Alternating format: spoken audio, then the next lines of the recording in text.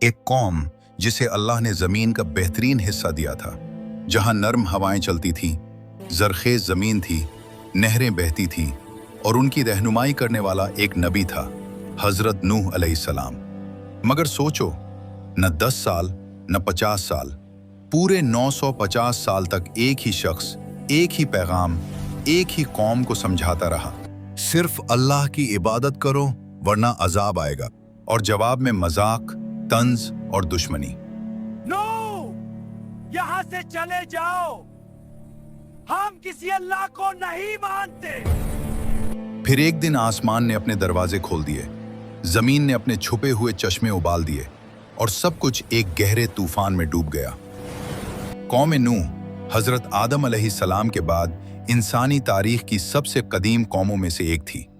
ज्यादातर रिवायात के मुताबिक ये लोग बाबुल यानी आज के इराक के आसपास रहते थे। जमीन हसीन, फसलें खूबसूरत, जिस्म ताकतवर, कद लंबे। ये वो लोग थे जिनके जिस्म आज के इंसानों से कहीं ज्यादा मजबूत थे। मगर फिर एक नई फितरत पैदा हुई, शिर्क का बीज उगने लगा। कौम नूह के पास सब कुछ था, मगर सबसे बड़ी नेमत तौहीद वो भूल गए। रिवायात में आता है कि पहले वो जिन लोगों को याद करते थे वो नेक बंदे थे। बस तस्वीर से ताजीम, ताजीम से सजदा और सजदे से शिर्क शुरू हो गया। कुरान बताता है ये पत्थर के बुत थे, मगर उनके दिल पत्थर से भी ज्यादा सख्त हो गए थे।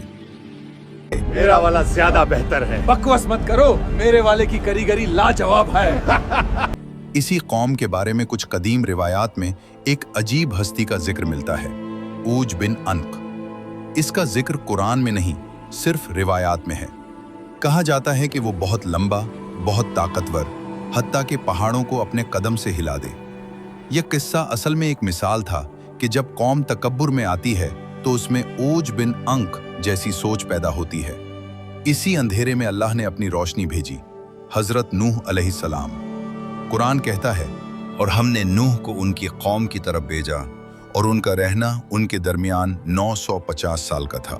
ए कौम, मैं तुम्हारे लिए अल्लाह का साफ और खुला खुला डराने वाला हूँ।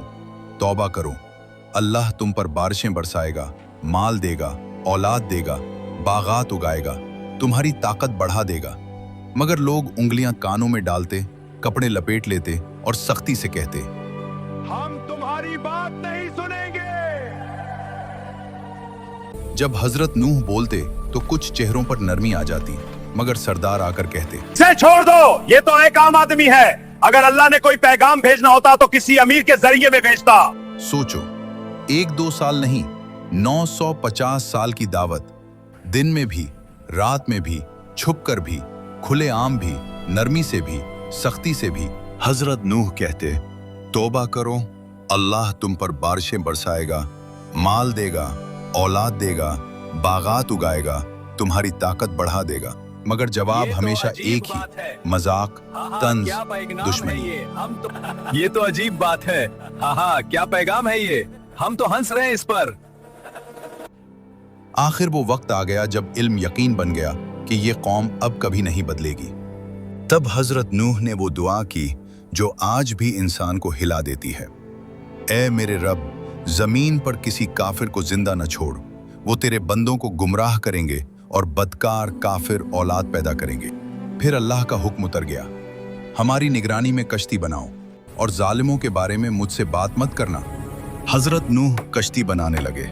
सरदार गुजरते और हंसते, रेगिस्तान में कश्ती, पानी कहां से आएगा? दीवाने हो गए हो क्या? उन्हें क्या खबर थी कि हर कील, हर तख्ता उन्हीं की तबाही का पहला सूर था। रिवायात में आता है कि ओज बिन अंक कभी कभार मदद भी करता था, मगर ये सिर्फ रिवायात हैं, कुरान में कोई जिक्र नहीं। कश्ती 3 मंजिला थी, पहली जानवर, दूसरी इंसान, तीसरी परिंदे। कुरान कहता है, जब तनूर उबल पड़े तो हर जानवर की नर और मादा जोड़ी को कश्ती में सवार कर लो। यानी जानवर नूह को ढूंढने नहीं गए, अल्लाह के हुक्म से खुद आ गए। फिर एक दिन वो निशानी जाहिर हुई, आसमान सियाह बादलों से भर गया, गर्म हुआ ठंडी होकर तेज आंधी बन गई। सरदार मजाक करते, देखो, नूह के तनूर से भी पानी निकलेगा क्या? कुरान कहता है, एक पुराना चूल्हा जिस पर रोटी पकती थी उसमें से अचानक पानी उबलने लगा। सरदारों की हंसी रुक गई।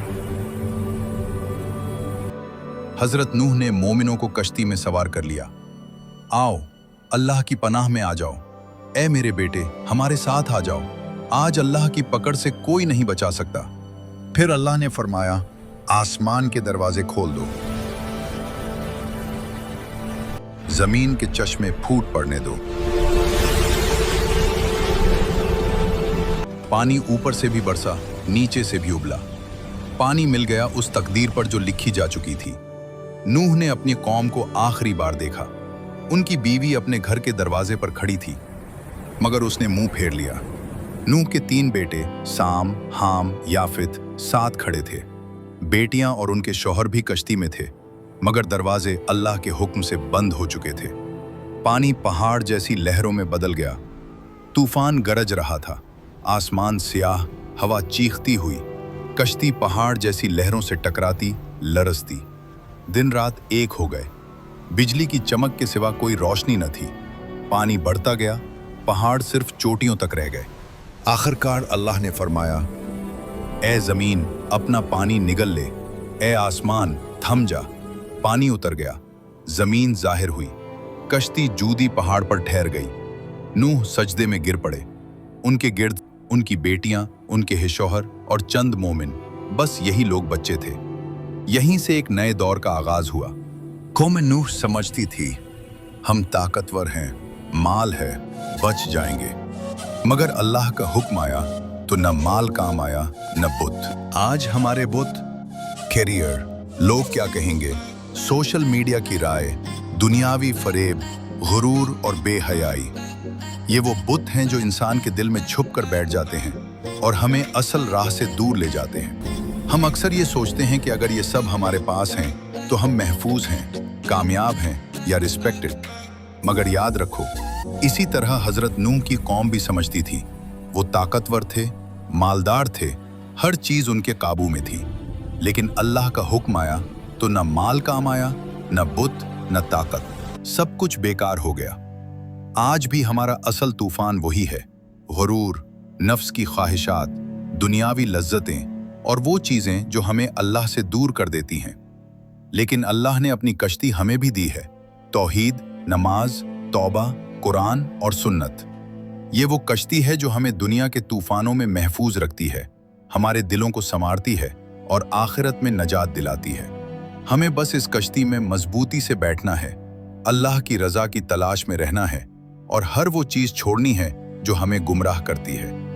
ये कश्ती हमें हकीकत की रोशनी दिखाती है, सुकून देती है और तूफान के बाद एक नया आगाज फराहम करती है। तो याद रखो, असल नजात दुनियावी बुतों में नहीं, बल्कि अल्लाह की हिदायत, ईमान और अमल सालिह में है। यही हमारी कश्ती है, यही हमारा तहफ़्फ़ुज़ और यही वो रास्ता है जो कभी नहीं डूबता।